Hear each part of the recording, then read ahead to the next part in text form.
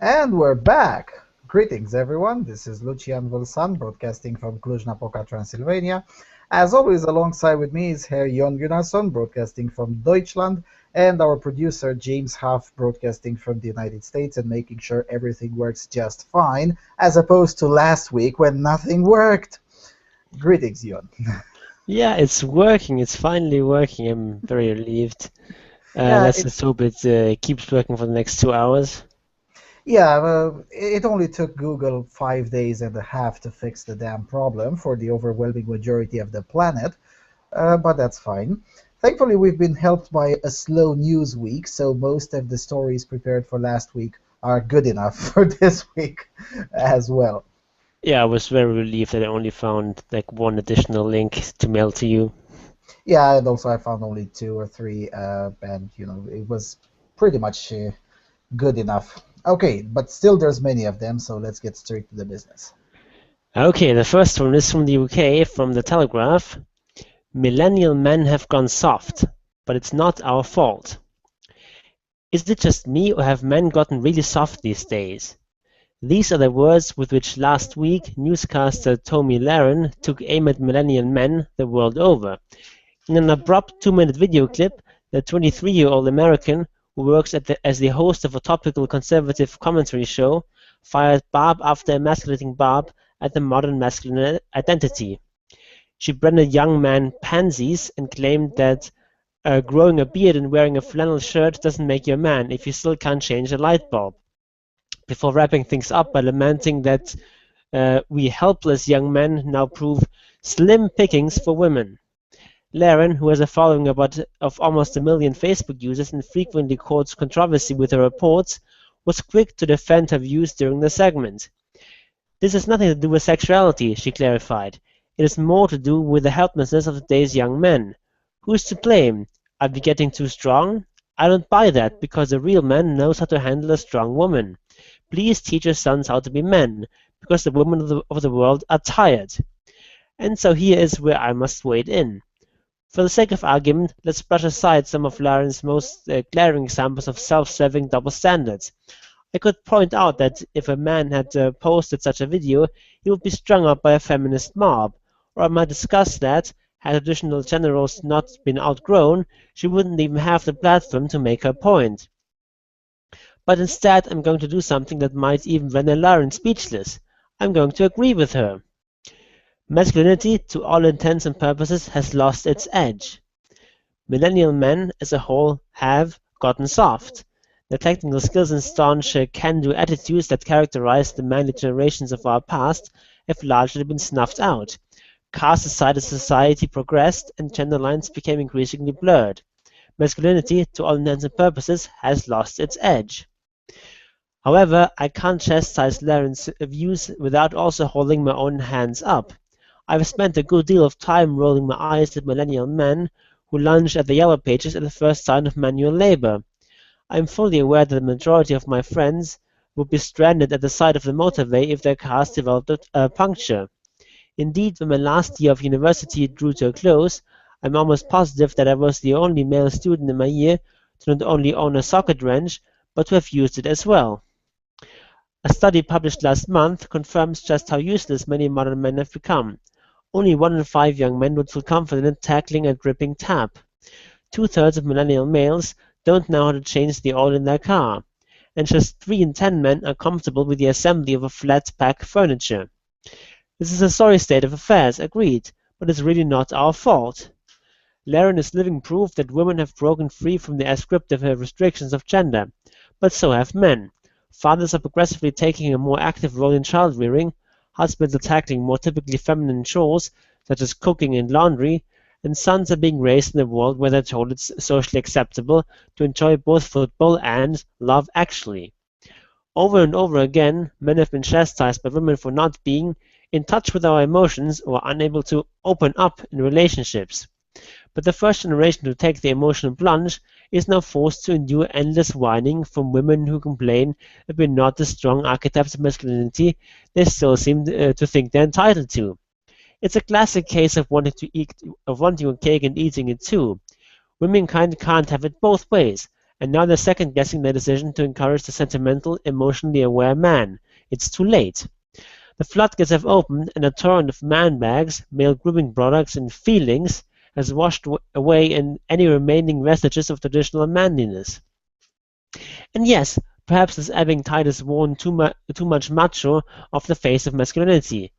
I agree that a man should be able to negotiate a fuse box and have the capacity to tell a Phillips from a double hex, as indeed should women, but in many ways, new masculinity is paving the way for a safer and happier future. You may have been more attractive as strong and silent, but without sharing, the numbers of untreated male cancers would increase and both depression diagnoses and suicides would continue to rise. We've still got a long way to go in these areas regardless. A recent study commissioned by the Samaritans revealed that only 19% of men felt they could talk to other people about their problems. For exactly that reason, Laren's entreaty for men to shut their mouths, man up and stop sharing their emotions, is beyond the pale.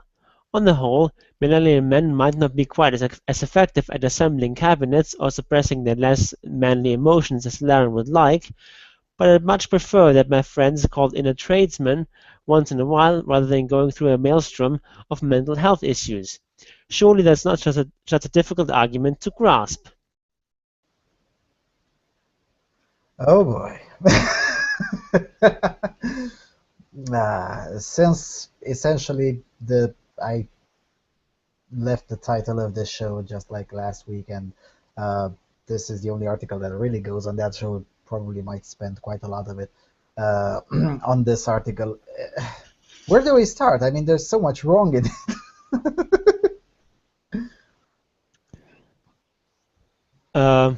What specifically do you mean? What's one example?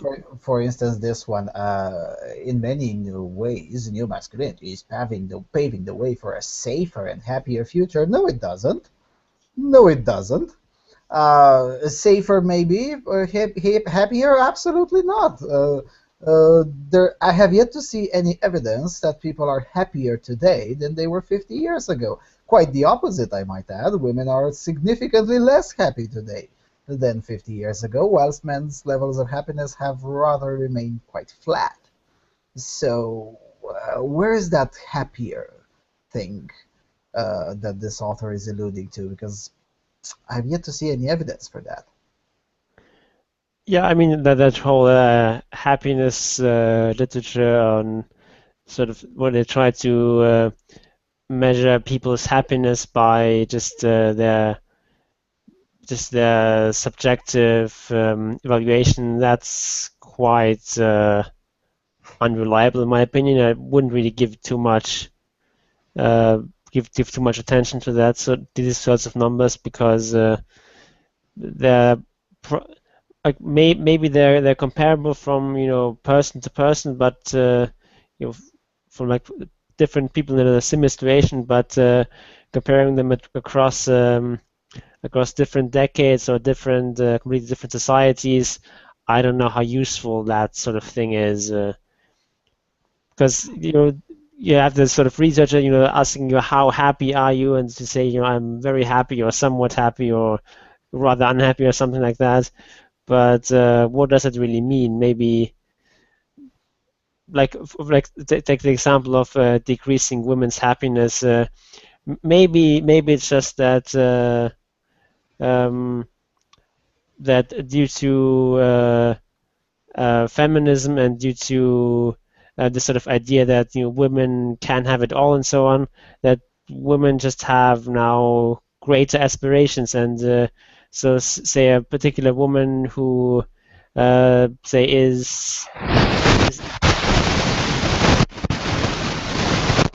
you mute yourself? There's a lot of noise coming from your end. There's what?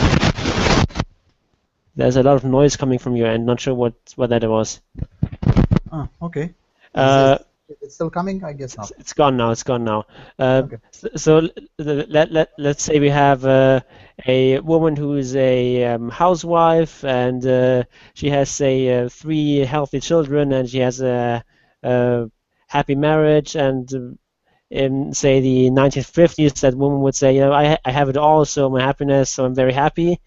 Whereas nowadays, that same woman, even if she actually is equally happy, she might say that, well, I have this good marriage and good family and so on, but I have to give up my career, and I didn't achieve everything I thought I should, so I'm only somewhat happy or something like that.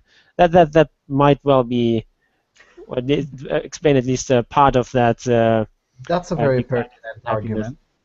Yeah, that's a So very, very pertinent argument. I don't know if men's happiness is really stagnated. Maybe it has, maybe it hasn't. It's difficult to say. That's a very pertinent argument, but on the other hand, it's whose fault is it that uh, essentially your argument is that women simply have bigger expectations and that's not necessarily a good thing uh, I mean, it may. to the assessment of their happiness.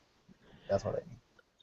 No, what I'm trying to say is that just because these studies report lower happiness for women doesn't mean that women are actually less happy. Yeah, I see. Yes, so Maybe they are, maybe not. I don't know. maybe their assessment of happiness has changed. It has been significantly influenced by the change in the expectations. Their assessment of Yes, it. Yeah. yes. Uh, yeah, that's a very pertinent argument. Nonetheless, it is not particularly someone's fault that women, the on the whole, would seem to believe that you can have it all. I mean, men cannot have it all and could never have it all, and it stands to reason that women cannot have it all. There was a month ago or 2 months ago on the Muffington Post that it is offensive to ask, can women have it all? No, it's not offensive. It's a very fair question because men cannot have it all and never could. So why should women? No, it's not offensive. The fact that an entire generation, or actually more than one generation, 2 or 3 generations of women have been taught that they can, that's a problem in and of itself. It doesn't mean that somehow magically they should. That's one thing. Another aspect is this. Um, there is such thing as individual variations within what constitutes happiness. I mean, as far as I'm concerned, I'm very happy if I have 1 gigabyte of studies and very complicated literature to read and analyze and expand my intellect upon it. I'm very happy in that particular setting. Whereas for some of my friends, that's a particularly boring thing and definitely not something to generate happiness. So I think there is such thing as individual variations that sometimes goes to quite large extents. I mean, what constitutes happiness for one individual does not necessarily constitute happiness for the next one. And if that Yeah. works on the individual level, again, asserting that some particular change will, sorry, increase the level of happiness or pave the way towards a safer or happier future, I think that's kind of a grand claim with the which screams citation needed, and that citation is highly unlikely to ever come. Partly for the reasons you outlined, and partly for the reasons I outlined. Yeah, I agree with that, of course. So it's just a thing that's really currently unknowable. Having some sort of you don't have any sort of objective measure of how happy a person is. Maybe you could do something with brain imaging technology and so on, but that, as far as I know, hasn't been done on any sort of large scale, so we don't know what the results of that would be. Still don't know whether it can be indeed measured with the current technology, let alone what the results Yes. are. Yeah, but I think, I mean, I do think that traditional generals in general were not a particularly good deal for men, and that breaking them up to the extent that has happened, and it's a very limited extent, in no small part thanks to feminism.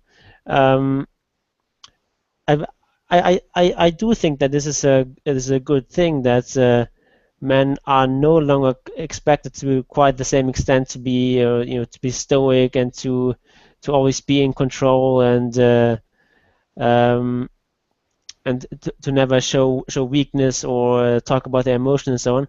I do think that's in general a good change. I can't prove it, but that's what seems plausible to me.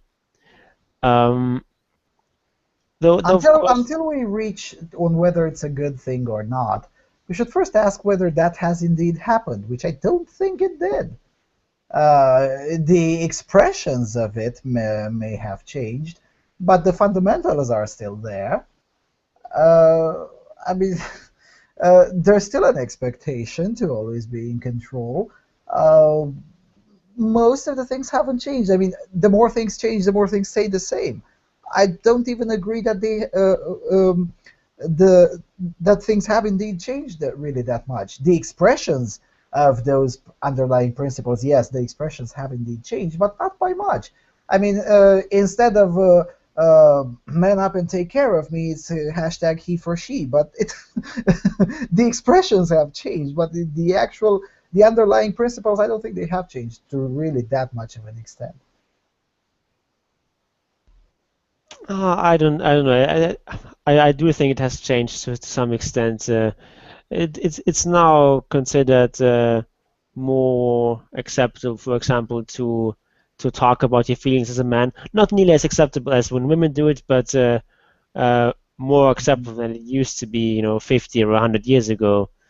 Mhm. Um, so, and I mean, people are now starting to take notice of things um, sexual abuse against boys, at least, maybe not men, but at least against boys. That sort of thing is um, being noticed to a much larger extent than it used to be, and or for example, consider the definition of rape, which used to be uh, just uh, just considered to be a male and female crime only, whereas nowadays it's more and more moving towards a gender neutral definition. So I think there's some progress there. Yeah, so although that particular progress did not start necessarily 20 or 30 or even 50 years ago, I mean, there have been countries in Europe that had uh, a sex neutral definition as early as 1920s or sometimes even earlier than that.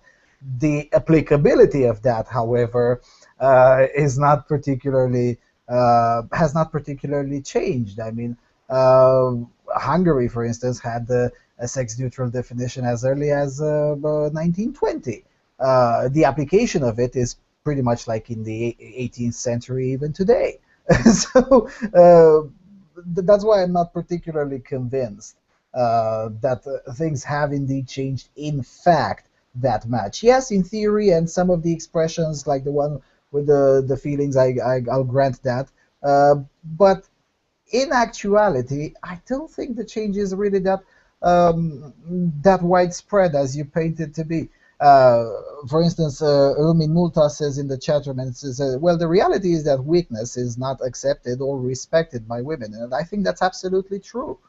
And as long as things stay that way, and I think they will for many decades or even centuries to come, um, I don't think many significant changes will emerge. I just don't. Maybe I'm too pessimistic. I mean, it, it's still the case that male gender roles are very strong, but they're not quite as absolute as they used to be. Uh, yes, it is true that women generally look down upon weakness and vulnerability and so on, but I don't think it's quite to the same extent that they used to. All But right. I mean, it's a difficult thing to prove or to measure, so I think we just have to agree to disagree on this, and Yeah. I think move on because you have a lot of stuff to cover still. Yeah, we'll move on to the second one just in less than 200 seconds. I still need to bring this one. I can't chastise Lauren's views without holding my hands up. And then he chastises the individuals who lunge at the yellow pages at the first sign of manual labor.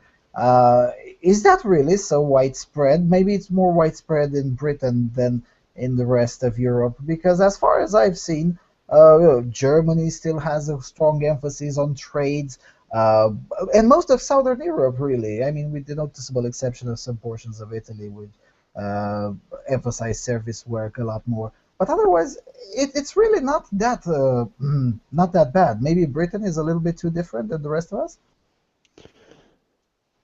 I mean, at least sort of from what I know from my personal life, um, most of the men I know are at least somewhat skilled with sort of mechanical work and so on, and they don't um, call someone for every little thing.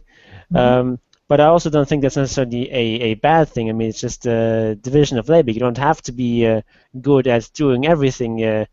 There's the reason why there are professionals who uh, professional painters and Hmm.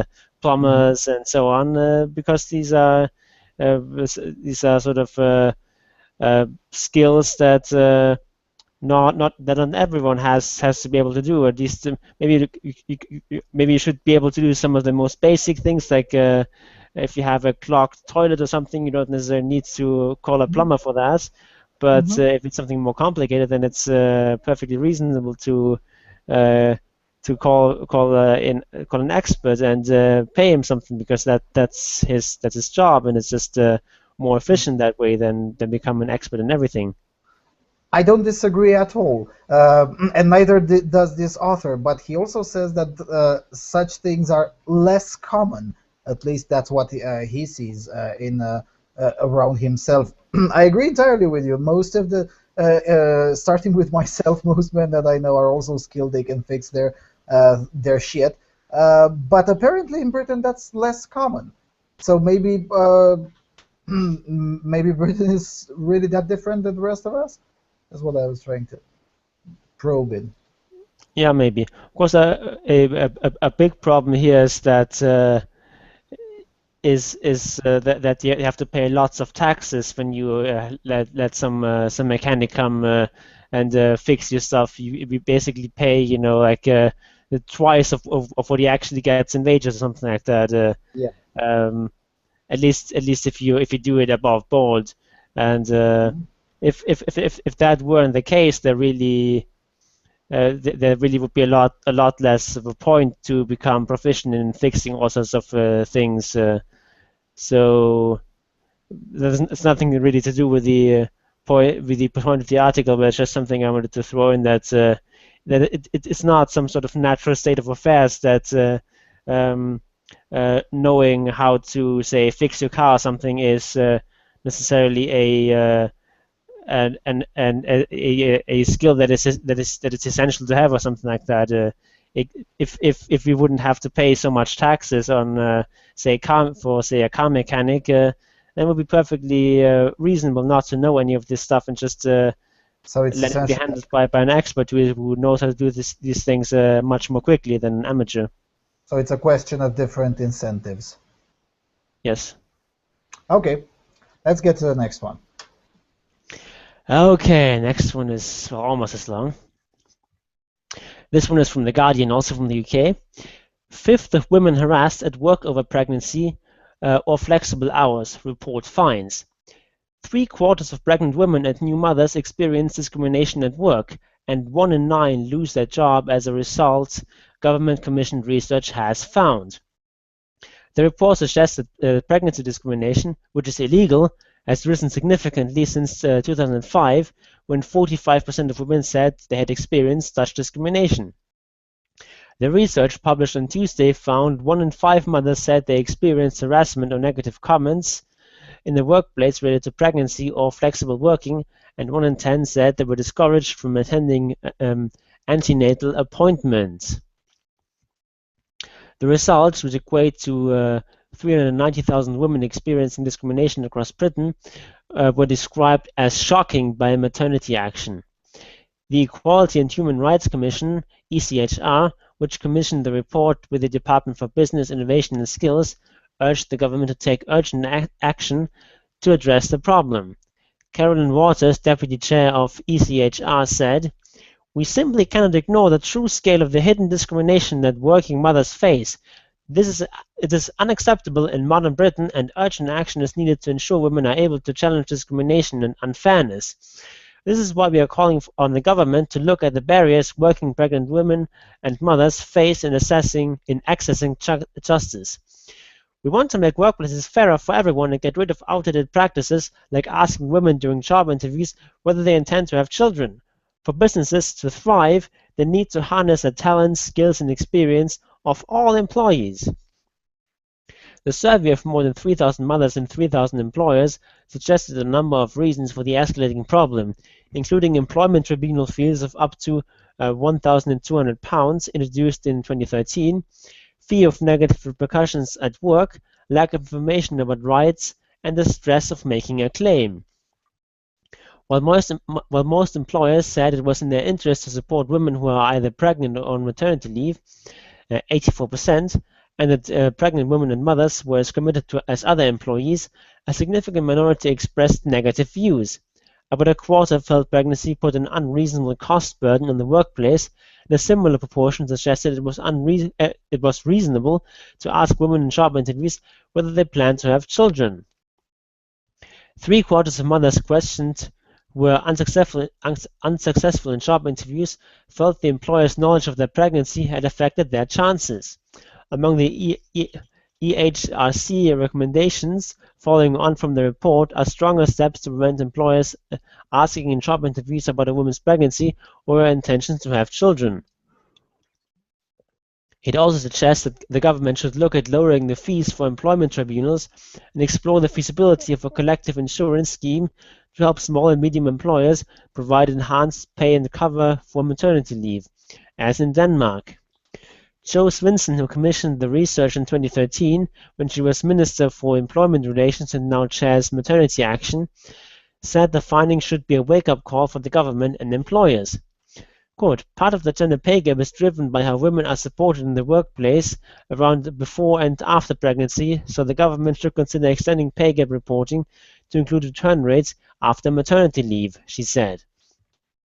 Now that we know the shocking scale of the problem, the government needs to take swift action to better protect women in the workplace. The government said it was too soon to make changes to employment tribunal fees and rejected an increase in the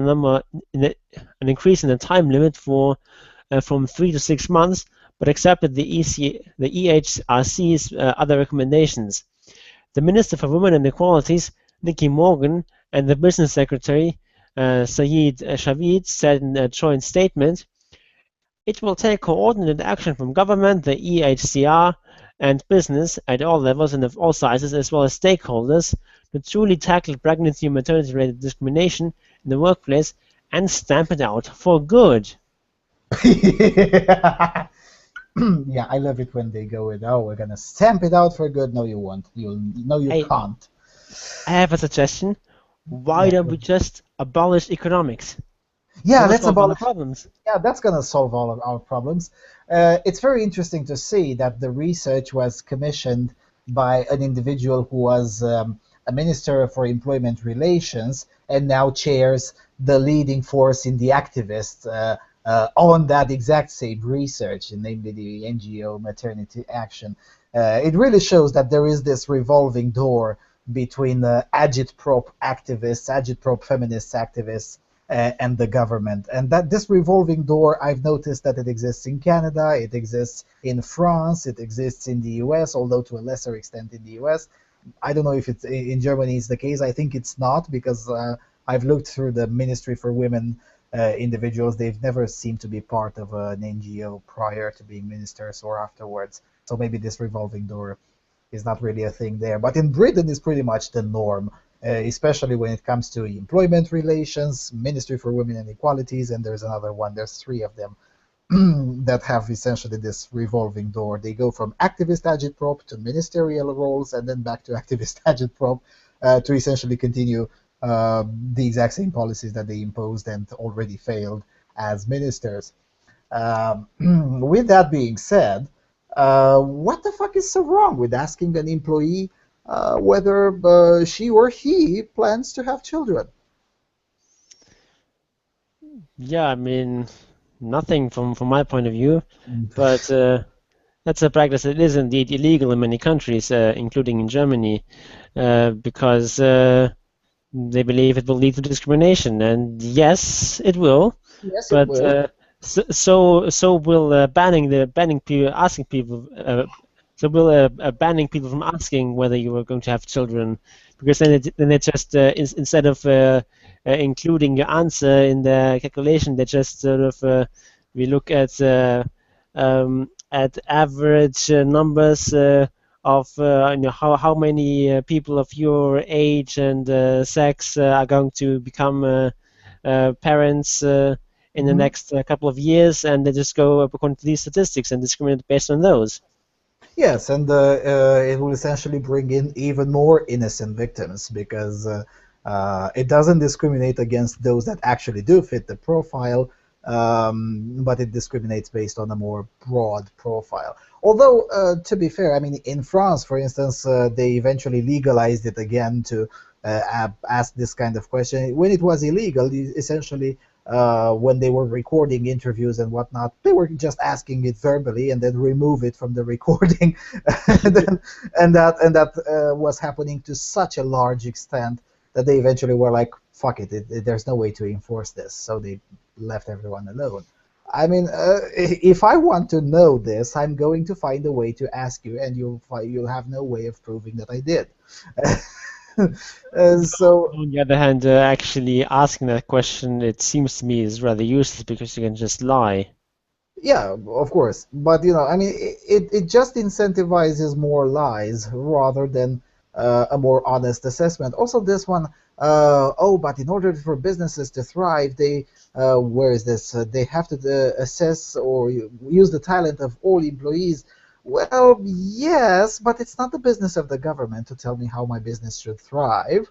That's one aspect, and the second aspect is that yes, indeed, pregnancy does put an unreasonable cost burden on the workplace, and that's at least in part because of the state and not because of the individual employees themselves.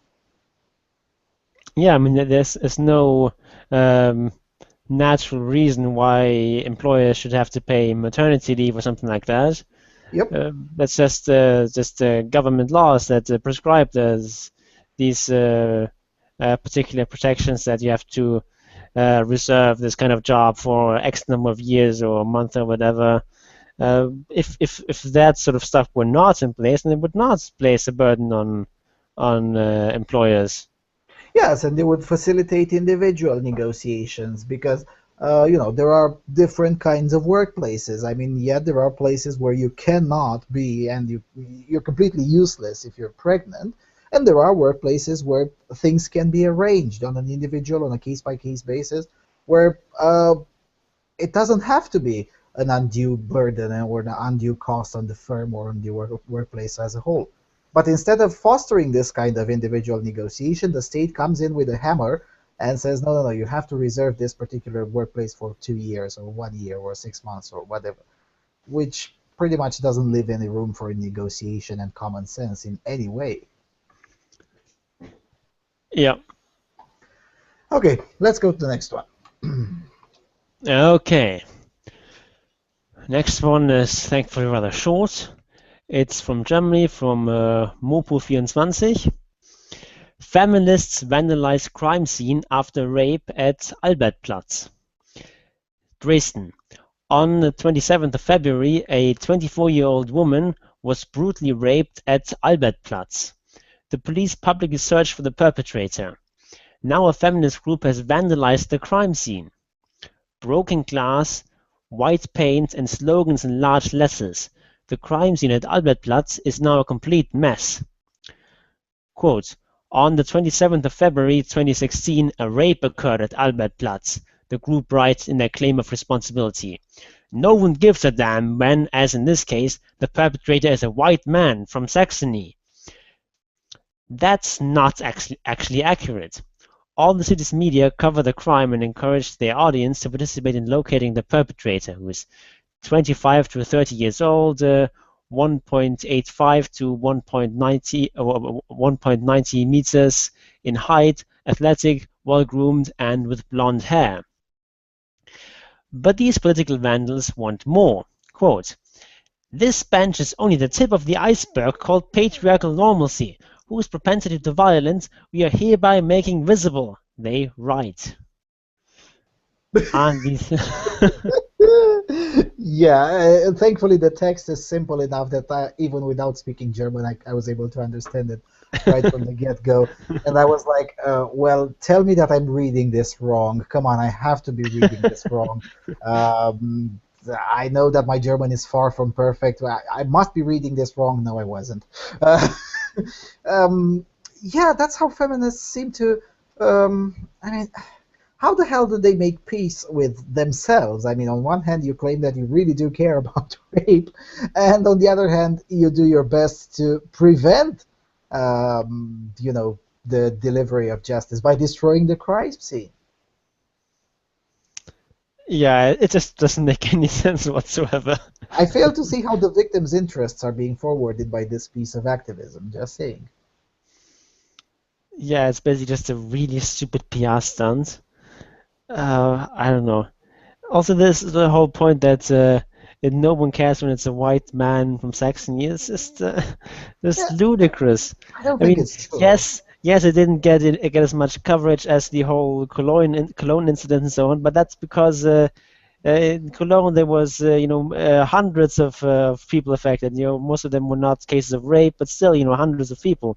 It's not different it's scale. Not an everyday occurrence. Yeah, different scale of incident. It's like just a shooting. It's one thing when one person dies, and it's one thing when one person manages to kill 50 people. It's different scale. It's one thing if someone places a bomb somewhere in Stockholm and nobody gets hurt, and another thing when someone places 5 bombs in Brussels and a lot of people get hurt. That's why they get different coverage. I mean, it stands to reason. Yeah, I mean, it's just you get a coverage roughly proportionate to how serious the incident is. That's how journalism is supposed to work. Someone living in say Australia is not going to care about one single case of rape at the Albertplatz in Dresden, because that's just something that the crime on that kind of scale happens all the time. But if there's a much bigger incident, then he may be interested in something that happened in Germany. But yeah, I mean, if it had been, heaven forbid, I don't know, 7 different incidents of gang rape in the same day in Dresden, now that's newsworthy enough to be international headlines. But, Jesus Christ. And always this thing, and I noticed that the German feminists also use this, they always bring up race into it for some reason.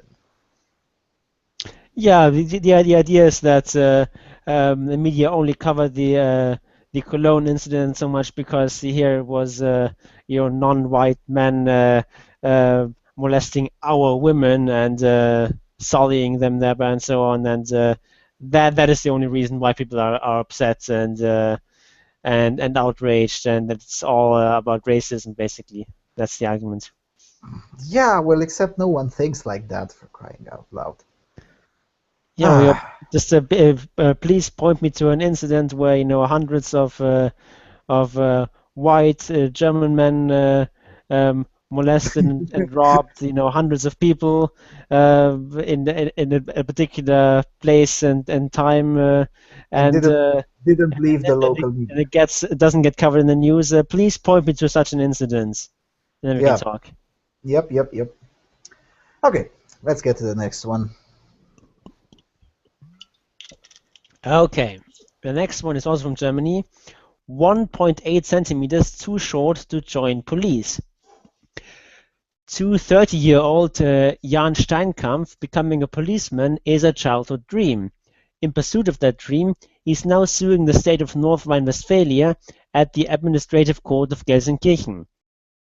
The recruitment office of the police of Selm rejected Steinkampf after a second interview because he is 1.8 centimeters short of the mandated height for police service, which is 1.68 meters or 5 foot 6 inches for the American audience. Steinkampf says he passed the first round of testing, but then there was the medical examination. The precisely calibrated instruments showed 1.662 meters, so the applicant was rejected. He appealed the decision, but without success. Quote, "Women are allowed to be shorter, so I see myself as being discriminated against," Steinkampf says. Given identical suitability, a woman with a height of 1.63 meters or 5 foot 4 is accepted, while a man who is shorter than 1.68 meters is rejected. "I think that's unjust," the 30-year-old says. The man was born in Essen and now works in the real estate industry. After finishing school, he wanted to become a policeman or a stuntman, but at his parents' advice, he underwent training as a real estate agent. He has been training as a martial artist for 8 years. Steinkampf says he initially tried to find a solution outside of the court system. The police are able to make exceptions. Quote, There's a wiggle room of about 2 centimeters, he says. Last year, a woman with a height of 1.58 meters or 5 foot 2 successfully sued against the federal police's decision to reject her. The Administrative Court of Schleswig ruled that the woman had to be compensated in accordance with the general law of equal treatment. The minimum height for the federal police was 1.63 for women and 1.65 for men. The training agency concerned, the State Office for Training, Retraining and Human Resources, will comment after the verdict has been read. The ruling is expected on Monday, which is this week's Monday, but I actually haven't looked it up what the actual result is. Sorry about that. Well, it happens. I'm surprised that the difference is very small. I mean, for women is 163 and for men is 165, if I heard that correctly. That's for the federal police. In this case, in the case of North Rhine-Westphalia, it's also 1.63 for women, but 1.68 for men. 68 for men, yes. That's more in line what I'm accustomed with here. It's usually 5 centimeters taller for men. That's how it's the case here. The case, I mean, if he has already precedent with a woman suing for an almost identical situation, I would expect him to win. I mean, it would be quite a surprise if he didn't. I mean, it's not an identical situation because that the woman can't really claim sex discrimination because it was already discriminatory in favor of women, but he still doesn't meet the requirements. So yeah, his case is even stronger than that. But no, what I meant was that it is a similar claim. Look, there's only less than 2 centimeters up to the limit. There can be made an exception and things of that nature. I mean, she was short by 5 centimeters. Oh, she was. Oh, okay. Well, that in that case, he should definitely win in order to maintain some consistency. Although I could expect the sexist judge to be just an asshole. Nonetheless, his argument is very correct. I mean, it sounds correct. I mean, there is wiggle room for up to 2 centimeters, and the guy has been training as a martial artist and things of that nature. I don't really think that being 1.8 centimeters too short would have impeded him from doing his job as a policeman. I mean, maybe I'm being too lenient, but just that's how it looks from here. Yeah, I mean, having these kinds of standards for height, I think, is reasonable, just because a policeman or a policewoman, for that matter, needs to be an authority figure.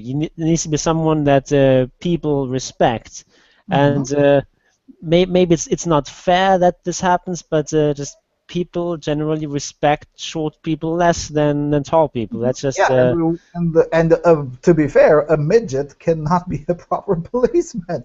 So I definitely do understand why such standards exist. On the other hand, a very extreme, rigid enforcement of them, I'm not sure that's necessarily a good thing. I mean, it's one thing when you're 10 centimeters lower than the minimum, and it's a whole different thing when it's 2 centimeters or 1.8 or whatever. That's what I'm trying to say. Yeah.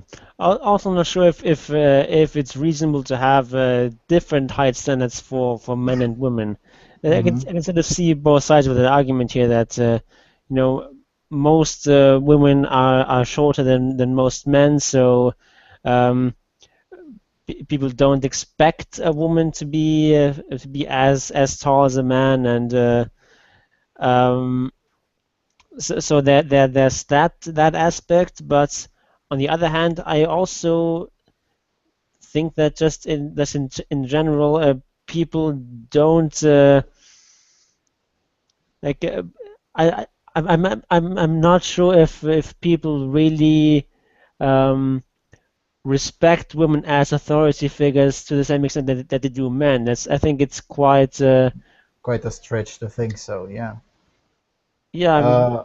If they were to enforce a unified height standard, which I'm all in favor of, it would. If they would choose the higher limit, 168, there would be far fewer police women. And if they would choose the lower limit, there would be a much higher number of dubiously qualified men trying to become policemen. So, in a sane society, I would enforce the higher limit and get over with it. But we're not in sane societies. I mean, if we enforce the higher limit, then there are going to be feminists that, oh my God, a lot of women are systemically and institutionalizedly denied opportunity and things of that nature. If we enforce the lower limit, we pretty much create a lot of problems for the admissions bureaucracy, which will have to process much more applications from dubiously qualified men. So I don't know what the solution is. In theory, the solution is just enforce the higher limit for everyone and fuck that shit. Yeah. Okay. Well, if you find out what the result is, please let us know. Let's get to the next one. Oh my God, the next one sounds funny. Okay, the next one is from Switzerland, from the canton of Bern, to be more specific. It's from Der Bund. FDP doesn't have an ear for gender issues. Gender issues will no longer have a fixed place in lesson plans and the education of teachers. The EDU, which is a Christian conservative party, managed to get a change through the cantonal parliament, which eliminates the passage from the Education Strategy 2016, which called for, quote, binding standards to enshrine the gender perspective. The majority of the parliament accepted the motion of EDU councillor Daniel Beutler, who demanded that gender issues need not necessarily have a place in classrooms or in teachers' training and further education. Quote, the term gender has no place in the paper, Beutler explained. According to him, it is an ideologically motivated term and not part of any exact science. It suggests that a person's sex is a result of upbringing and hence can be molded by society, Beutler said. That is something he will not stand for. In addition, he believes that gender-sensitive language has developed excesses that he cannot support. Then there's two paragraphs which I'm going to skip. The first one is where this Beutler guy gives a sort of standard disclaimer that he's not against equal rights for men and women and blah, blah, blah. The second one is quoting an opponent of this motion who gives these sort of standard arguments about gender roles and so on, which you've heard a million times. So continuing with the article, the EDU motion was accepted because the majority of SVP and FDP councillors supported it. Corinne Schmidhauser justified the FDP's support by saying that too much has been interpreted into the term gender. Quote, If a strategy for gender equality, for example, wants to help female students in male-typical fields, it would have to put an equal emphasis on increasing the currently lower rate of higher education entrance qualification among young men, Schmiedhauser said. And for context, the FDP is a liberal party, which is sort of the classic liberal, but also somewhat the sort of strain of sort of lefty liberalism also in there, definitely. Socially left-wing, economically right-wing, essentially. Yeah, something like that. I'm not sure if I would really call it right-wing, but yeah, I mean that sort of left-right thing is it's complicated, but let's move on. Far from all FDP women share this opinion. Feminist and General Secretary of the FDP Women's Organization, Claudine Esaiva, finds it regrettable that it was her party who ensured that the motion of the socially conservative EDU achieved a majority in the cantonal parliament. Quote, by questioning gender roles, we can advance equality between men and women, Esaiva said. Therefore, she thinks it is important that children and young adults are sensitized to gender issues in schools. Yes. Good. I'm not surprised. And the reason I'm not surprised is because I've been doing a lot of reading about this thing of institutionalized sexual confusion in Swiss schools. When I did my video about masturbation classes for 3-year-olds, and yes, and I started the research from Switzerland because it was in Switzerland in 4 cantons. I think Bern was also included. Where the parents have summoned a referendum to get a porn book out of their kindergartens, and yes, it was a porn book. You can look on my channel, masturbation classes for 3-year-olds, and I have placed pictures in there. It's literally a porn book. And there is quite a lot of a growing sentiment there that maybe the feminists have been allowed too many wiggle rooms in education. Maybe they should be kicked to the curb. Maybe their ideological bullshit should not be supported by the state. So I'm not really surprised that now a cantonal parliament gets to take this one step further and not just remove the pornographically dubious sexual education programs from the kindergartens and the primary schools, but now going even one step further and removing ideological concepts, as that parliamentarian aptly named, from the educational strategies. I'm not surprised at all. Yeah, and just sort of for some additional context, anytime I use the word gender in this translation, that's actually a term that's also used in German as sort of a foreign loan word. And whereas in English the word gender is often just used as it's just interchangeable with the word sex. In German, when that word gender is used, it's very much in this as an ideological concept. Yeah, in this sort of ideological concept of gender as a social construct and that sort of thing. Yeah, same is true pretty much everywhere. In Spanish, they've translated it, called it género, but it's explicitly named as ideological concept in here as well. In Hungary, they also use gender as in English, but it's specifically marked as an ideological concept. Yeah. Okay. In Swedish, they actually have the word genus for that, and for normal people, it's kön. But in Sweden, they have been a little bit more, how should I put it, successful in making the two being confused with each other, which is very good. Of course they have, because it's Sweden. Which is very good for ideologues and not very good for normal people. Speaking of Swedish and Sweden, next one coming from Aftonbladet, a toddler's mom, enough is enough.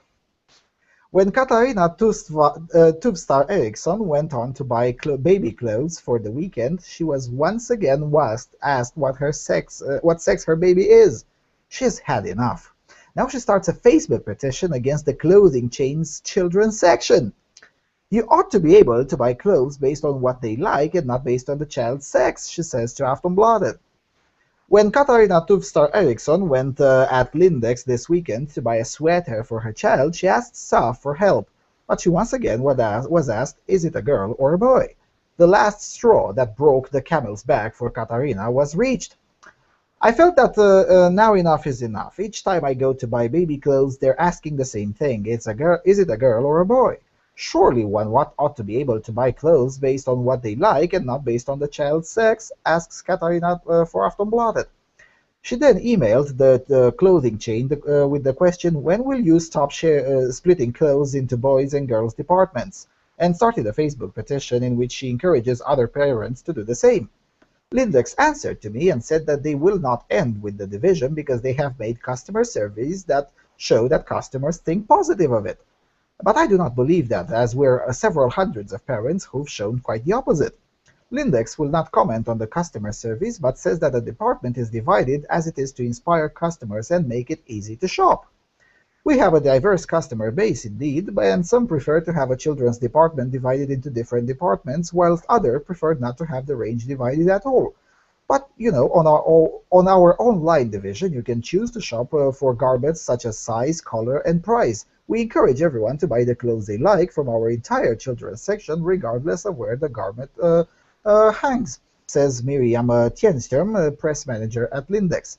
Is the division between boy and girl clothing something you're supposed to change in the future, asks the reporter.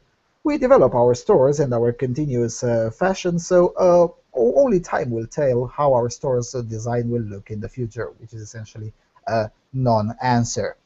Now, the story itself should be filed into hashtag First World Problems, but it is not the first. It's literally a first world problem because this sort of thing of splitting clothing for toddlers into boys and girls clothing is something that only a very, very rich society can afford to do. Absolutely, absolutely. I mean, I've been to very let's say interesting places. Think about it, war zone Ukraine. Trust me, they don't have that problem there. They don't give a shit if that particular sweater is for boys or girls. When a bomb has just fallen over your house and you don't have further clothing for your child, you will not give a shit if your son is going to wear a quote-unquote girl's sweater. It's better to wear it if you want your son to stay alive during this winter. Now, with that being said, it is not the first time we encountered this particular type of petty whining. If you remember, a few shows ago, we had a similar angry, gender-bending feminist mommy whining about this on the pages of The Guardian. What I'm trying to get here is, what is the mindset? Is it really such a big problem? And if it is, what drives these people to think that it's a problem? Yeah, and I mean, if you disagree with this whole thing, then you just as this representative of that clothing store said, you can just pick a cloth from whatever section you like. That just clothes you find attractive. It's perfectly possible to have to buy clothes labeled as girls' clothes for your baby boy or vice versa. It's not like that's harmful or forbidden. Or go to their online store, as they said. You know, online you can have the products sorted by height, by color, but by other criteria rather than the label, whether it's for boys or for girls. What I don't understand is that why such radicalization on this particular topic? It seems like so petty. And if I remember correctly, when we read a similar story from The Guardian, it was like, oh my God, at least this mother is a little bit more moderate. The other one from Britain was like, oh my God, this is the source of all society's evils and things. And I'm like, really? This is the biggest problem? Because if this is your biggest problem, then you should probably check your privilege. Yeah. And so presumably this person thinks that, say, 100 years ago, there couldn't have possibly been any sort of oppression of women because back then they didn't have gender segregated clothing for very small children. Oh, absolutely, they didn't have. Especially not 300 years ago, when even the noblemen were living in poorer condition than the lower middle class lives today. And now I actually have a realization. So a lot of these feminists are also sort of in the very far left, and they want to uh, smash the patriarchy and smash capitalism. So maybe if they smash capitalism, we can go back to more primitive life, and then we won't have these kinds of gender segregated children's clothes. Maybe that's the plan all along. You'd be amazed how quite close to the truth you are. I mean, if you go very deep into the fringes of feminism, you'd be surprised how many of them glorify primitivist lifestyle. Yep. If you remember, we looked into, I think it was feminist astrology, or something like that. We had a show when we looked on the fringes of feminism, and the amount of glorification for primitive lifestyle was astounding. But of course, all of them did so from their own little blogs. Heaven forbid, write their words on a papyrus or something. Even papyrus is sort of relatively high tech. Maybe just scratch it on a bark or something like that, or some scratch it in with a stake in the earth or something like that. Maybe. Yeah, or maybe carve them into the walls of caves. Yeah. Although that's already complicated, you need tools for that. Mm. Okay, let's get to something a little bit more serious in a little bit more serious country, namely in Serbia. Blitz.rs. Vucic in Kovačica, the government's allocated 1 million euros to support women's businesses. Vucic is the prime minister. Serbian government will allocate 1 million euros to support women's businesses, Premier Aleksandar Vucic announces today. During a roundtable discussion named Women's Businesses Development Potential in Kovačica, he stated that the government will quadruple the amount of money it is investing in women's businesses that will be allocated through the Serbian Development Agency this year. Ladies, take it well, please. It is significant help that can help those who want to make startups, Vucic stated. He said that it is a good idea to give women who ask for help advantage over men. The premier stated that the ladies were always more successful than men during schooling, but that afterwards that somehow gets lost and that all important positions are taken by men. We must change that. I don't want to coddle women. The quality needs to surface on its own, and those who are better should get ahead, Vucic said. Concluding that he was at a meeting where he expected to hear complaints, he noted that no female participant complained, even though he was sure that each and every one of them had plenty to say. A man came to whine, however, but women didn't. I was met by 700 to 800 people, and when it was over, only one man came forth to complain, and women didn't. And that shows why women will take the initiative and become more and more dominant, Vucic said. We are used to whine and cry. It is our national characteristic, the premier stated, and thanked women for, as he said, not doing such a thing.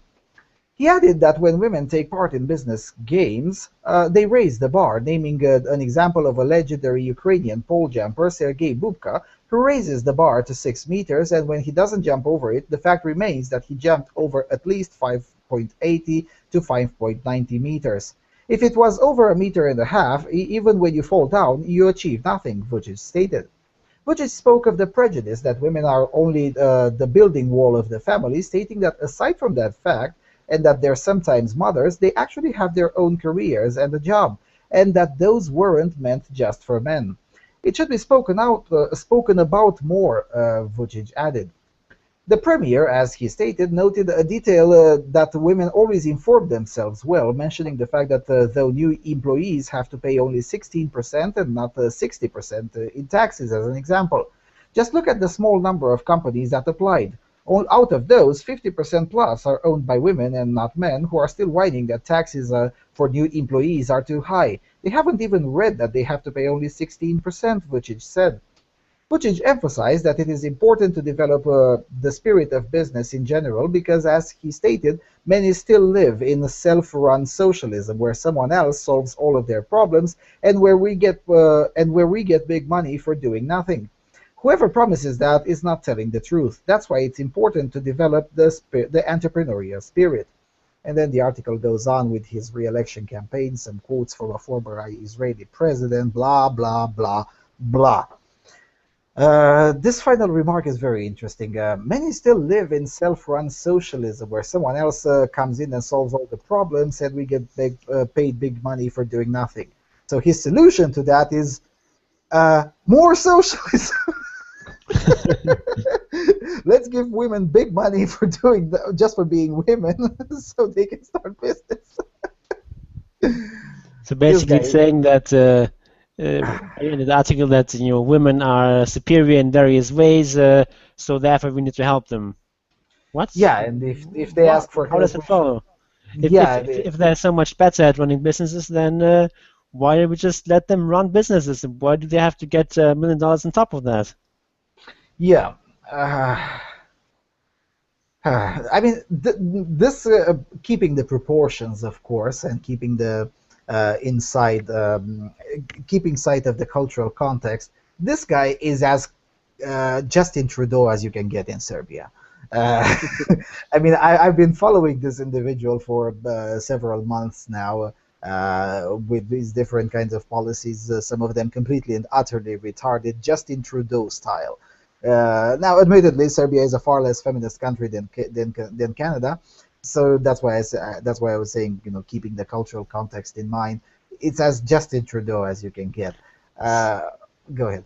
So basically, his idea is that we should give women $1 million because it's 2016. Because it's 2016, yes. What I never understood is, he's making an excess of it, but it is kind of a Brussels mandatory to have this kind of program in every country, even those that are not in the EU but are somehow associated with the EU, which is the case with Serbia, is part of the common market. But the minimum limit is I think $100,000, and my country just has this kind of program for exactly 100,000 euros, and nobody. Last year, exactly 0 people applied for it. It's completely ignored, but it's kept there in the books because the Brussels says so. What's interesting is to see this guy actually taking it seriously and making it 10 times bigger than the minimum requirement. I'm not convinced that this kind of program can help in any way. And I also don't think that the state should be involved to begin with in this kind of thing. Yeah, let's invest in startups. How about entrepreneurs invest in their own startups? How's that for less socialism? Because he's making the case. So this is a measure to have less socialism. Really? Are you sure? I mean, admittedly, the guy was still very, very young when communism ended, and Titoist communism wasn't really that bad as it was here. So I can understand him from being a little bit stupid on the topic, but he could ask his parents. I mean, at least from the perspective of these female entrepreneurs, getting free money is going to help them. It means that having extra money, of course, is going to help. But it just, but I mean, the benefit from that is probably a lot smaller than the harm caused by taxing people to fund that $1 million. Yeah, there's that, and then there's he makes the case here that oh my God, companies whine that there's too high taxes for new employees because only a small, and then he says that only a small number of companies applied to some special new program which they try to copy us, Romania, with the 16% flat tax. Except that we applied the flat tax from day one for everyone 12 years ago. Instead, he's trying to do this half-assed job when only some employees will pay 16% and the rest of them will still be kept on a 60% rate. And he said, well, look, a small number of companies apply there, and out of those, 50% plus of them are owned by women and not men, which goes to show that women are far better informed than men. That doesn't really follow, because when you have only 2% of the economy even using that program to begin with, I'm not particularly convinced that somehow tells anything about female managers or things of that nature.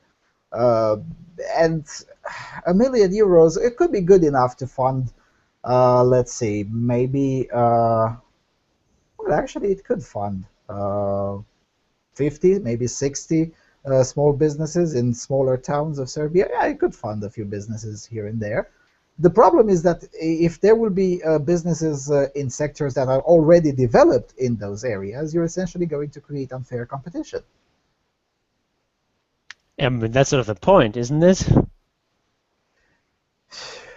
Because, if you are to think from a Bruxellian perspective, which is neither capitalist nor Bolshevik, is something in between, because that's the model that Brussels is promoting to us, a mixed economy, as if that's not socialism.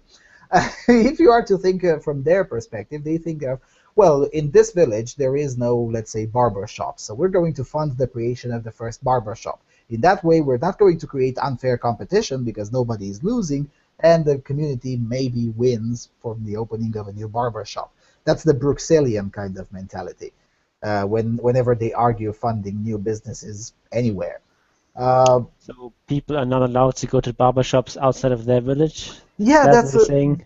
Yeah, Cars don't exist? Yeah, I mean, that's one thing. I mean, when they tried this here, it was a complete and utter failure, because that was exactly the argument of the villagers. Look, there is such thing as train, there is such thing as cars, there is such thing as buses.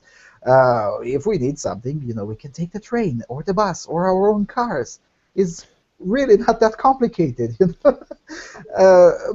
And eventually the EU-funded business, all of them went bankrupt. It was really fantastic to look. I mean, they all started in 2008, and by 2010, 92, 93% of them were already bankrupt. It's always the case. I mean, it's quite literally wasted money. You steal them from the actual people who produce money, and then you whatever, you give them to individuals whose sole qualifications are that they know how to read and write and have a vagina. Maybe some of them will succeed, but most of them will definitely fail, as it has always been the case wherever it was tried. And eventually you're just shuffling shekels around without an economically efficient purpose.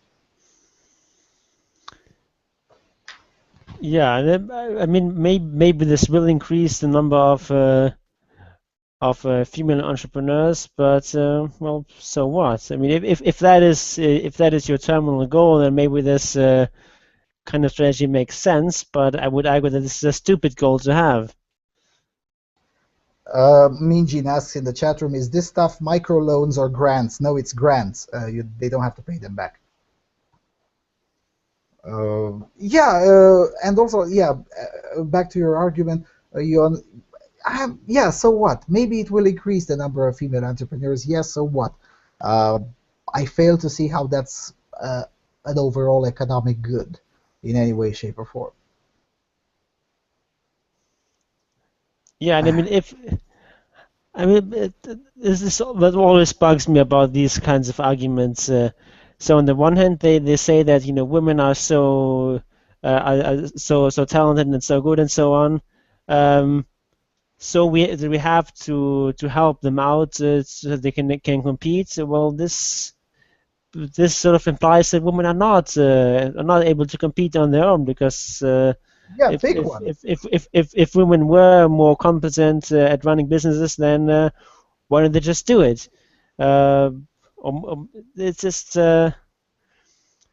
pick one. Either women are very good and fabulous and better than men, as the Mangina in chief, the premier of Serbia, tells us, or they're not.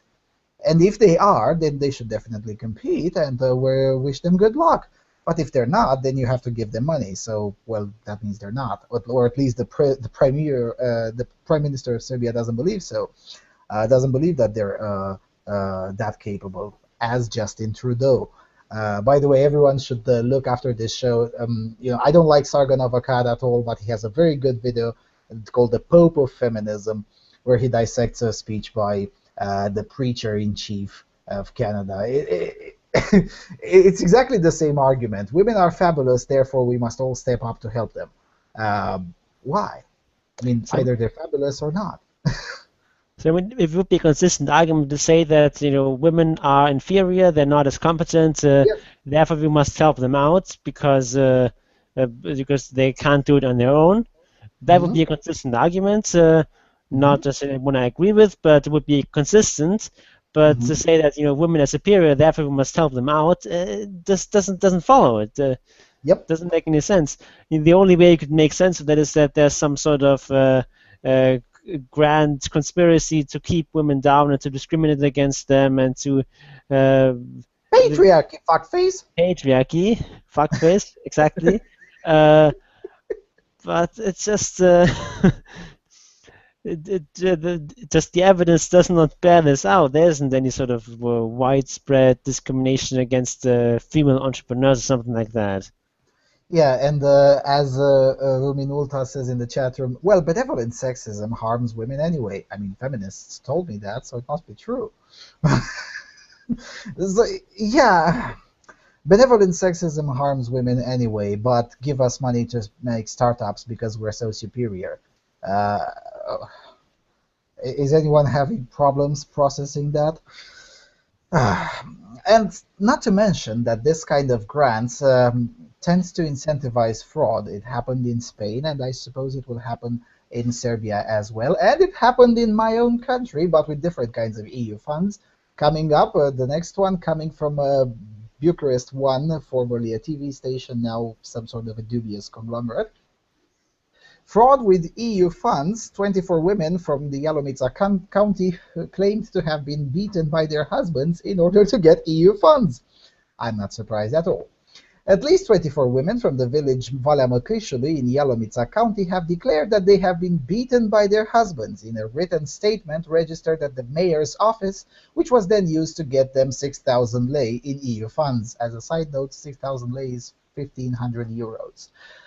With this amount, they bought themselves new furniture or new doors. The case caught the attention of the prosecutors of the Yalomița court. The women were selected according to the criteria established by the Yalomița County authorities to be part of the project Start a Qualitative and Safe Life. The project was launched 2 years ago by the EU-funded Authority of Equal Chances Between Women and Men, and the purpose of, with the purpose of supporting over 1,000 women in the entire country who have allegedly fallen victims of domestic violence. In other places, such as the neighboring county of Slobozia or the Andrășești commune in the same Yalomița County, where this project was also implemented, things went well according to audits. But in Valea Măcrișului, a corruption scandal emerged.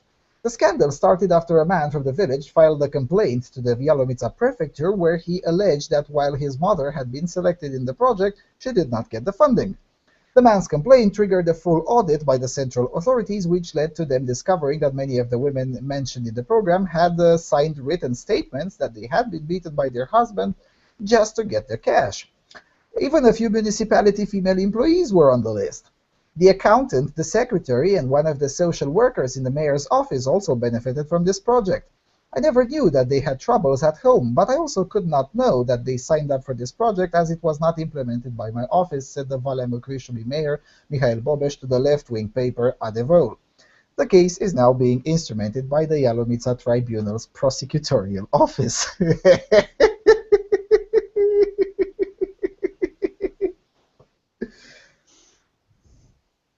Try to be shocked. I was surprised. The feminists issued a communicator when I posted this on the AVFM Romania Facebook page. Soon after, the feminists issued a communique that surprisingly they didn't say that they believe the victims because it's all quite obvious that it's all bullshit.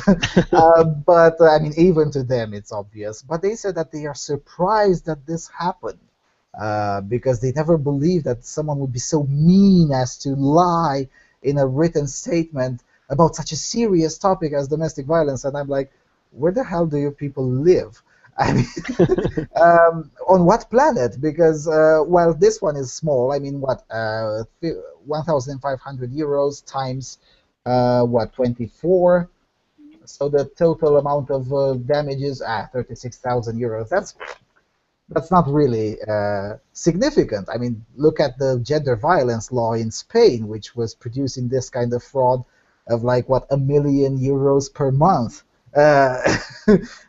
just in the Andalusia area. So this kind of, once you incentivize this kind of thing, it's bound to happen. It's not rocket science. And it's really baffling that people will be surprised about that. Yeah, that's really baffling. I mean, that's the baffling part. Uh, and then people ask me why I'm a Eurosceptic. Well, this is why I'm a Eurosceptic. I mean, yeah, let's all pay higher taxes. Last year, Romania was a net contributor at the EU, so we send a lot of money. Then Brussels sends us only a part of that back, so we can then give them to the secretary of the city hall, who says she's been beaten by her husband. Yeah, great job, fabulous job. I think we could all do without that, couldn't we? Yeah. So what I'm curious about is what happened to the husbands? Nothing. Okay, Nothing. nothing. Nothing. Most of these projects, and this is widespread. I mean, in here it was discovered because we actually do have a very competent called the Directorate, the National Directorate Against Corruption. Because everyone told us that we're very corrupt, so we created probably the strongest directorate against corruption anywhere in the world. Even the New York Times was frightened of its efficiency. So that's why it was discovered. I mean, this kind of thing is widespread almost everywhere. I mean, I've looked at the original grant, and I've seen that Germany, Sweden, and Britain are the only countries that did not apply to this. So everyone else is milking this program, except these three. And I'm pretty sure that the level of fraud is similar or higher in others, but there is no widespread audit like it is here because others think they don't need a directorate against corruption, essentially. So I would be surprised if these 24 individuals are the only ones who committed this kind of fraud. And the purpose of this grant is not to punish the abusers, but to help the victims. So the husbands, they weren't even visited by a policeman, but the wives essentially got these kinds of payment. And a lot of the commentators on the original website were like, well, I bet you that at least half, if not more, of those statements are essentially a mutual understanding between the wife and the husband. Look, you're going to go there and say that I beat you, and if the police comes in here, you say that you changed your mind, and then if they ask you to file a complaint, you don't. So case closed. I'm pretty sure that's how it worked, and it works not just here. Yeah, I would say it's a pretty good deal. I mean, if they would actually if the police would actually investigate these cases and arrest these husbands and so on, then it's probably not worth it unless you actually hate your husbands. But as it is, it sounds like a really good deal. Just get a bunch of money for free, and all you have to do is sign a few papers. Yeah, pretty much. To make things worse, the original guidelines written by Brussels say that it doesn't matter when the individual was a victim. So, if I'm married for 10 years, for instance, she can say that last time I beat her was, 8 years ago, and the statute of limitations have expired anyway. So even if the police would prosecute it, well, what is to prosecute? The crime no longer exists. The statute of limitations expired. No way to check it, so you have to listen and believe, and that's pretty much how the guidelines are set up from right from the get-go from Brussels. It's listen and believe. She says she's a victim, therefore she is. Yeah, what could go wrong with that? What could possibly go wrong with that? And yeah, again, this was discovered solely because there is a very strong, maybe I would argue too strong, Directorate Against Corruption. I'm pretty sure this is widespread and not just in here. The incentives are all there to lie to get free money. I would be surprised if it's not widespread. Yeah. Okay, going to the next one, coming from pinknews.co.uk. I also made a video about this, will get published tomorrow morning. National Union of Students tells LGBT societies to abolish gay men's reps because they don't face oppression. The National Union of Students LGBT campaign has passed a motion calling for the abolition of representatives for gay men because they don't face oppression in the LGBT community. The NUS LGBT+ campaign discussed the issue at its annual conference, which took place in Sheffield this week. At the event, delegates passed a motion that blames cis gay men for, quote, misogyny, transphobia, racism, and biphobia, end quote. It says, quote, misogyny, transphobia, racism, and biphobia are often present in LGBT+ societies. This is unfortunately more likely to occur when the society is dominated by white cis gay men, end quote. The motion continues to call on LGBT societies at universities, many of whom have dedicated reps for lesbians, trans people, bi people, and gay men, to abolish the role for gay men. It continues, the reps system exists to ensure that societies' committees can always have a reserved place for groups which disproportionately face oppression within the LGBT+ community. Gay men do not face oppression as gay men within the LGBT+ community and do not need a reserved place on society committees. It goes on to encourage LGBT+ societies that have gay men's rep to drop the position. The motion was passed despite other resolutions at the same conference highlighted that men who have sex with men are disproportionately at risk of HIV and disproportionately at risk of violence. The NUS has recently been drawn into a row with gay rights campaigner Peter Thatchell, who helped organize a rally outside NUS HQ last week to protest their no-platform policy. The NUS denies no platforming Mr. Thatchell. So the NUS essentially denies reality. I mean, we covered on this show how they essentially try to silence Peter Thatchell, who should be the absolute god of organized LGBTism. I mean, there's no one better than that guy and more experienced into this kind of agitprop, isn't it? I mean, this is just completely and utterly insane. If anything, gay men are probably the most discriminated against and persecuted group, at least between at least more than lesbians and bisexuals. I mean, if you look today at countries where homosexuality is illegal, in every single case you will find that male homosexuals are persecuted much more severely. There's much harsher penalties, if there are penalties for female homosexuality at all.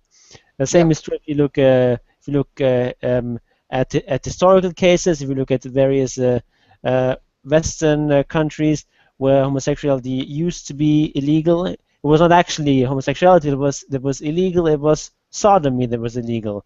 So you could be a lesbian, no problem, at least no legal problem. It's always been gay men who have been at the center of anti-homosexual prosecution or And repression, yes. Yes, and there is still a country sort of within the British Commonwealth-ish, that's Jamaica, where explicitly male homosexuality is illegal, punishable by jail, whereas female homosexuality isn't and has never been. So yeah, there's that. I mean, if we're to be British-centric, how about we be British-centric and fucking consistent? With that being said, notice the subtlety of their argument. They're not talking about oppression in general. They're talking about oppression within the LGBT plus community, which goes to show this tendency of the left-wing lobbies, of all left-wing lobbies, to eventually start eating on their own.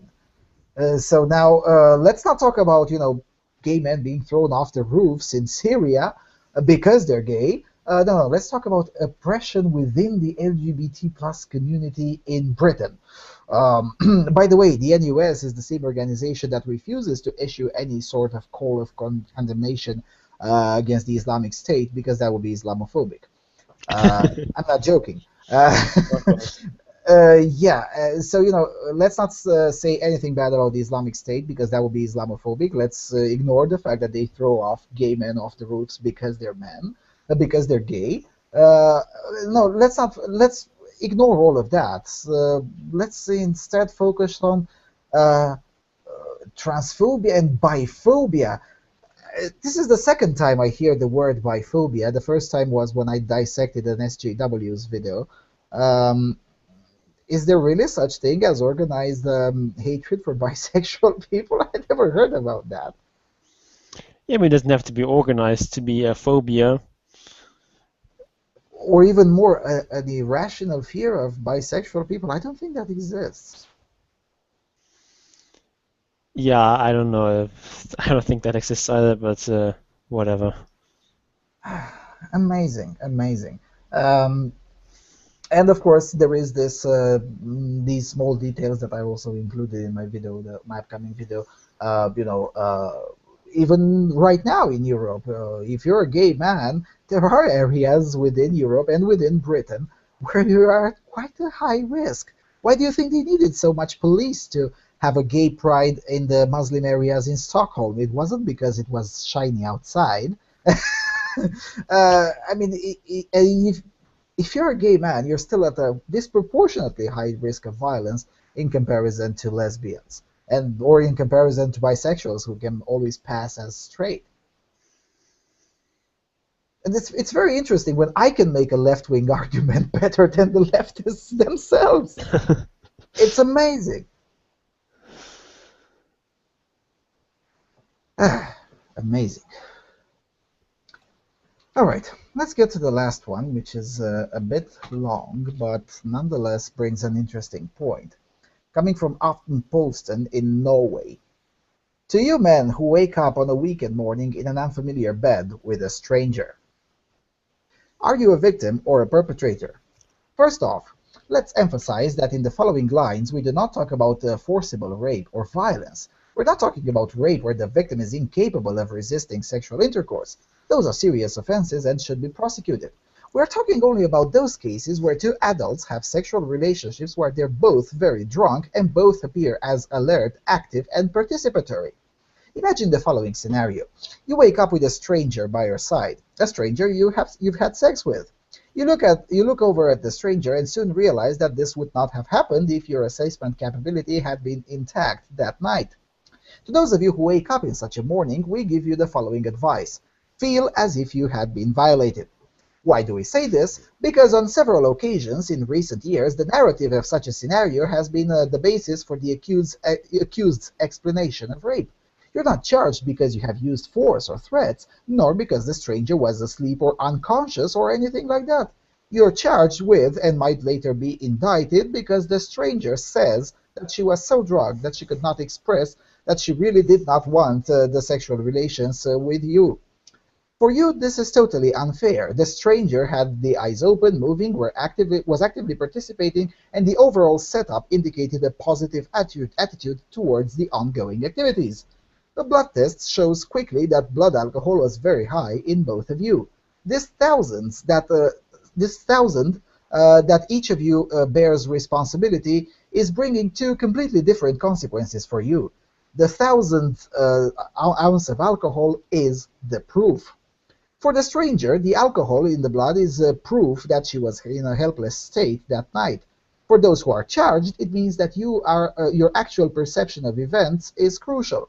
Your high alcohol amount in your blood will unfortunately equip you with low credibility in the forthcoming investigation and possible trial. In addition, by law, in your meetings with the police and the court, you are treated as if you were sober. The consequences are disastrous. Unfortunately, we see multiple examples of the investigators, prosecuting attorneys, and also the judges believing that you, judged again as sober, actually realized that the stranger was unable to oppose the sexual act. This will be understood in spite of the stranger's active participation, eyes open, and positive utterances. Even more often, we see examples of these actors believing you, again judged as sober, to be in any case to be blamed for not having understood that the woman was helpless. The consequences for you are catastrophic. You can be convicted of rape and will normally be sentenced to a lengthy prison sentence. The paradox in these cases is that the stranger really has done the same to you as you have done to her. Why is it so that the society, through the prosecutors and the court, can accuse and judge you as the perpetrator? Who in these cases decides and define who is a victim and who is a perpetrator? Why is the man automatically assigned the role of the active and executive party while the woman assigned the role of the helpless? The lack of refuse is supposed to be the notion that we trust women to take responsibility for their own choices, even those made under the influence of alcohol. Yet men are punished for the exact same choices. This reflects a view of both women and men that we have little sense of. We allow ourselves to think that rape in these particular cases is being interpreted too broadly. It should not be the case that having sex while drunk with an equally drunk and active partner put you in a situation where you're being accused or convicted as a rapist. There are, unfortunately, many examples of this very thing happening today. It is our contention that the current unfortunate practice will first be visible if more men assume the role of the victim. So therefore, we encourage you men to ask yourselves the next day, was this really okay? Have I been violated? Am I being exploited? Did I really want sex? Our recommendation is that you know better. According to the Norwegian Penal Code, you might have been raped. And for your victimization, you will be entitled to free counsel by the state and maybe even a compensation of up to 150,000 kroner. That's about 16,000 euros. So why continue to accept the role of the perpetrator? Now, for the record and context, this section of this newspaper is notorious for writing these kinds of gender-flipped stories like this one. I mean, it's not the first time nor the last time they ask these kinds of questions. Is that really good sound advice? Somehow I doubt it. Probably if you were to make such an accusation, there's probably a significant chance that they will actually make you look like the perpetrator instead. I'm not that convinced. I mean, it's Norway, where in the past have shown a lot more of a sensible attitude than other countries in Europe.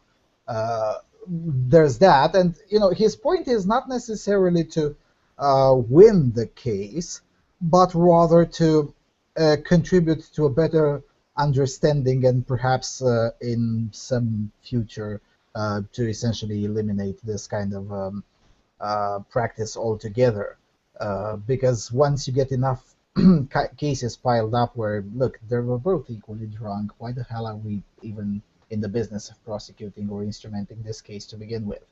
That's essentially what this author aims to achieve, because he says this will only be highlighted if more men assume the role of the victim.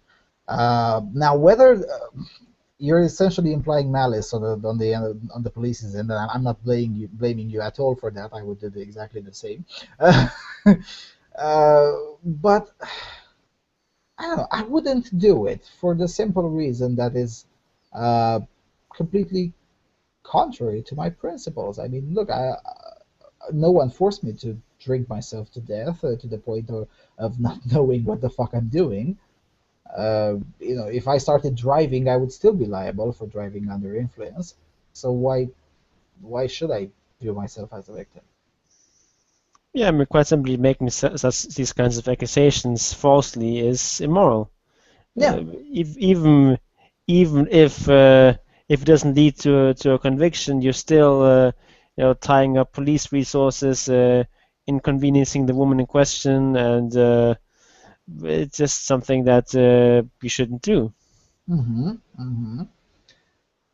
The problem is, no, I absolutely agree. Again, I wouldn't do it for the simple reason that it would break my generalized principle, which is if you commit a mistake, you suck it up, you own your mistake, and move on. No one is at fault that you were stupid at one point in time.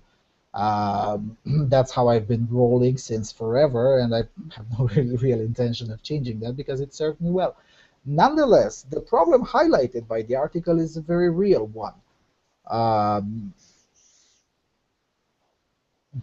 I'm not convinced that this kind of judicial activism through filing accusations uh, is a way to solve it. I'm not convinced. Yeah, I don't know. We probably draw a lot of negative attention that way, and that and it would and in particular, if the police sort of figure out that you're just doing this to make a point, then maybe they'll just try everything they can to actually convict you of something, Yeah, just sort wasting of police resources, to that's a pay you crime. back. Well, wasting police resources is a crime, so and it's Yeah. a crime in Norway as well, although not punishable by jail, but by steep fines. Nonetheless, yeah, the risk. That's what I will, and I'll probably write an email to this author and explain exactly this. Uh, he's sort of offering this kind of advice to, incentivize this kind of judicial activism, but his advice actually exposes men to far more risks uh, than not doing anything. Uh, as you said, there's the risk of negative attention. There's the risk of the police finding out that you're doing this just to make a point, in which case you could end up paying, like, I don't know, I think it's 500,000 kroner for wasting police resources. That's the maximum fine, which is what, almost 100,000 euros, something like that. That is not exactly cheap. Yeah. Yeah, so I mean, there's a lot more risk than just not doing anything and legally and just suck it up. Okay, you committed a mistake, tough shit. Mistakes happen, learn from it, and that's it. Move on. Yep. So yeah, okay. Well, surprisingly, even though we spent a lot of time on the first one, we actually moved through all of this long uh, list of stories in just 100 minutes. That is very efficient. Yeah, I mean, come on, it's I have a German partner on this Of show, course, of course. German so efficiency. the German efficiency is it's just helping here. All right, well, to be honest, I don't have anything further to add, but I'm pretty sure you do. I do actually have one last point to make, which is a suggestion to take the red pill. Take the red pill, and goodbye, everyone. Mr. Huff, please take us out.